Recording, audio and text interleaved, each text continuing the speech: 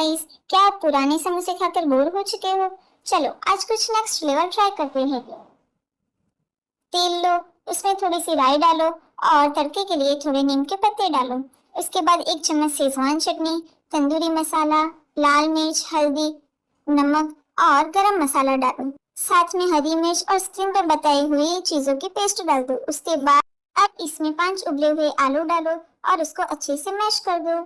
और उसके बाद इसके अंदर एक कटे हुए अनियन और कोरिएंडर लीव्स डालकर उसे अच्छे से एस्थेटिक लुक दे दो। अब एक मैदे की डो लो और उसको अच्छे से बेल दो और उसके बाद जो हमने मसाला तैयार किया है उसको अच्छे से स्प्रेड करो और पिज्जा के पीसेस की तरह उसको कट कर लो। और अच्छे से कट करने के बाद उसको एक अच्छे से रोल का शेप दे दो, जैसे स्क्रीन पर बताया हुआ है। देखो ये कितना क्यूट और क्रिस्पी क्रिस्पी लग रहा है। अब तेल में ये सारे रोल को डाल दो और अच्छे से फ्राई कर लो।